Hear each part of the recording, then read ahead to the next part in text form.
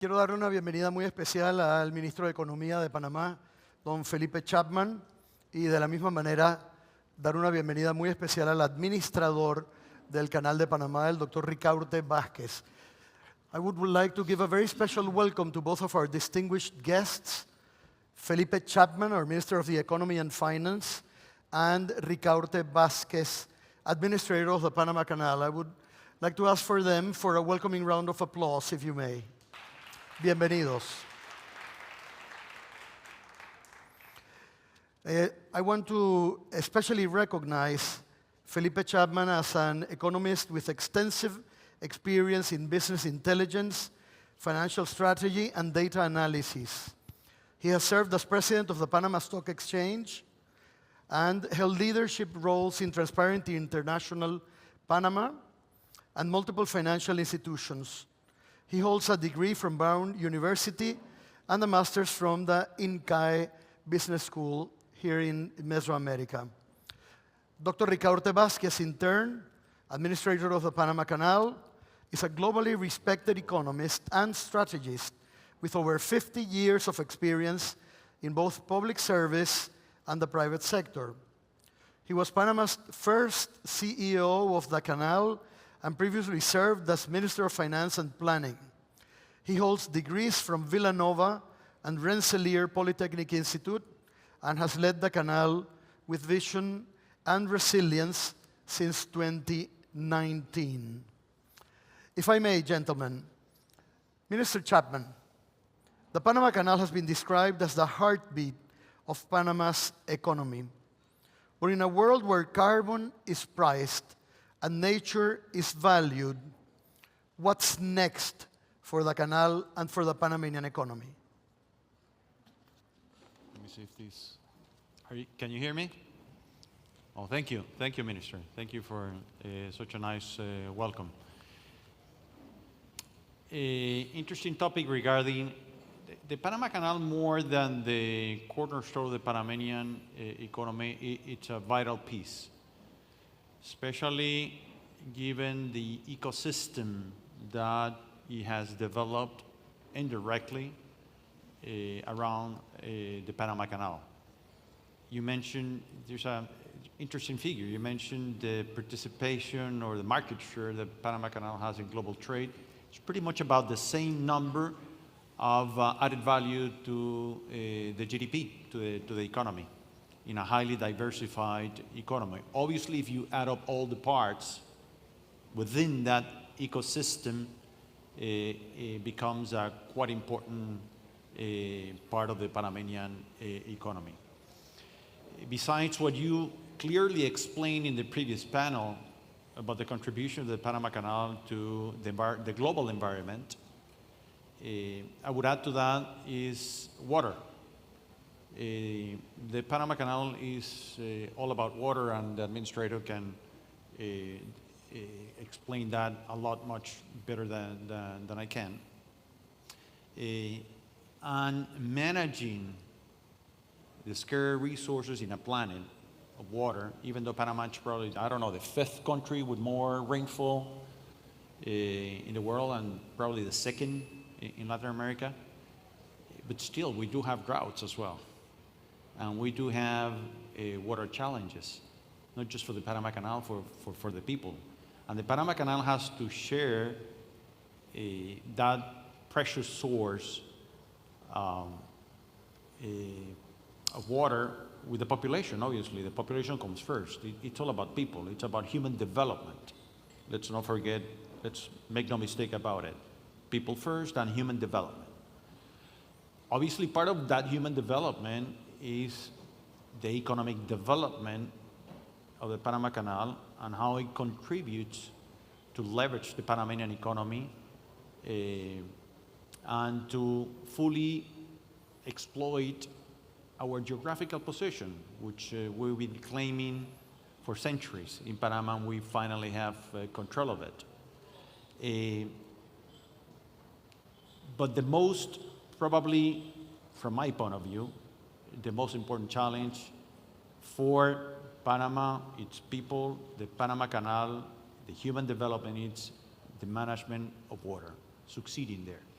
And for that, obviously, you need to take care of the environment, and you know more than I do, to produce all of that virtuous cycle of producing water, of managing and consuming less water, to be a key participant in the global trade, which I believe the Panama Canal is doing. The expansion is a proof of that, with the recycling pools of water, having schemes or having the logistics management system of using or making the best use of water, which I do believe it's a key source and it's a driver. It's a driver for the Panama Canal and the environment, obviously. So may I interpret that the most efficient use of water resources will be Panama's unique value proposition? Completely. I think Panama is a leader in managing water, even in difficult times. Panama was able to successfully manage an extremely hard drought. I was just listening to the chairman of Maersk, and they can vouch for that. Actually, they were very resourceful as well in facing that crisis. So the Panama Canal is fully equipped in that order, but has to plan for future challenges in an environment where water becomes even more scarcer as we go along. So indeed, as you said, it's the driver. This is crucial, and if I may now turn to the administrator of the canal, Dr. Vásquez. In times of climate change, climate extremes, this adaptability of the Panama Canal, which you have proven and led, will be absolutely crucial. Looking ahead, what are you thinking of and putting in place and implementing to ensure the long-term water resilience of this fantastic trade route, the Panama Canal, one of the three most important in the world, if we listen to Robert Maersk, and the crucial one in strategic terms? Thank you, Minister. Thank you, Felipe. But the Panama Canal is a major water management institution. Just to put it in perspective, the Panama Canal operates on fresh water, which is a disadvantage compared to any other international maritime route. Most of them are ocean-going vessels, and it's ocean water that is being used. Panama has a challenge that we have to share the responsibility of providing water for human consumption for more than 50% of Panama's population, alongside providing services to international trade. To give you an idea of the scale of the responsibility the Panama Canal has, water operations at the Panama Canal are equivalent to 2.5 times the amount of water a city of the size of New York uses on a daily basis. And this is about the same volume that the Panama Canal uses, both to satisfy canal operations and to provide water to about 55% of Panamanians. So to us, the issue is critical because the Panama Canal will always, as it stands, to be water dependent, and more important to that, it will be rainfall dependent. Because of rainfall patterns are changing due to climate change, then we have the most important resource for the operation of the Panama Canal that is not controlled by the Panama Canal. So the only alternative that the Panama Canal has is to increase the toolkits available in order to maximize the operation of the waterway using the least amount of water. When Panama built the Panama Canal expansion, the target was to transit a vessel using about the same amount of water that the old Panamax locks, the one built in began operation in 1914, for the locks that are operating since 2016 to use the same amount of water to handle a vessel of significantly larger capacity. Our pricing structure has been geared towards moving a larger vessel at a lower per unit cost. And by doing that, the volume of cargo per cubic meter of water use declines. So increasing capacity, not only on the number of ships, on the size of vessels, provides efficiencies on water utilization as well. Moving forward, one of the critical infrastructures that we are looking at is to have and build a new reservoir that will allow for a volume of water to could be collected in order to provide water for the communities first and water for the Panama Canal. This is water for the future.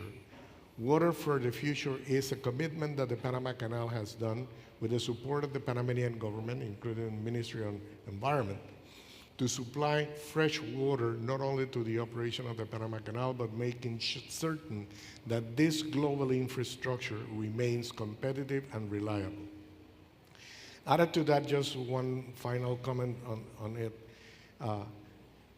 The Panama Canal is, in fact, an infrastructure that is located here in Panama, but is in essence a global infrastructure. Surrounding the Panama Canal with a Panama Canal watershed is critical. So last year, the Supreme Court ruled in favor of the Panama Canal, and the Panama Canal is responsible for about 7% of the total surface of Panama. That is the area where the rivers flow into the Panama Canal operation. The protection of the Panama Canal watershed is of paramount importance for world trade. And this is a challenge that we're going to launch to the international community to support the development, sustainability, and protection of the Panama Canal watershed, as it been instrumental in allowing the Panama Canal to operate in an efficient, reliable manner in the years to come. If I Thank may you, sir. add to that. Please. And some of you might be thinking, what's doing the Minister of Economy and Finance in a panel such as this one? Because the environment and nature is fundamental for the economy of Panama. It's a cornerstone for human development. So being carbon neutral is more than a slogan. Actually, it's human development in Panama. It's about people. And Panama, it's a successful case in managing a scarce resource in a global scale, which is water. So in terms of human development, human quality of life, economic development, not just for Panama, but for the world, it's fundamental to be successful in terms of environmental management and preserving that equilibrium. And I would like to thank the Minister of the Economy and President Molino for their support for the work that we do in the Environment Ministry. We spoke about this. Without political support, the environmental ministries cannot work. Administrator Vásquez, one final thought or idea. If you could summarize in one sentence, one key thought for the future of the canal and how you intend to keep it as a blue leader at the forefront of the sustainable global economy. Fresh water is an existential element of the Panama Canal. And the Panama Canal is an existential element of the Panamanian economy and society. So when we go upstream in sources and uses, water is critical for the well-being of Panamanians, and it's very important for international trade and well-being as well. So everything boils down to water, everything boils down to climate. This urgency that has been shared here today and elsewhere, to us is an everyday existential requirement. So for us, it is paramount managing water in the best way possible and making sure that the quality and the amount of water that is available for Panama remains at a level that is unique as far as providing a service and providing well-being. Societies develop around water. And there is an example here in Panama that has no comparison to any other place around the world. Thank you, Administrator Vásquez. And I would just say as a final word, we need to work as a team in Panama, as we do, and we need to work as a team globally to face climate change. Thank you very much. Gentlemen, a big hand of applause for both Minister Chapman, Administrador Vásquez. Thank you. Mil gracias.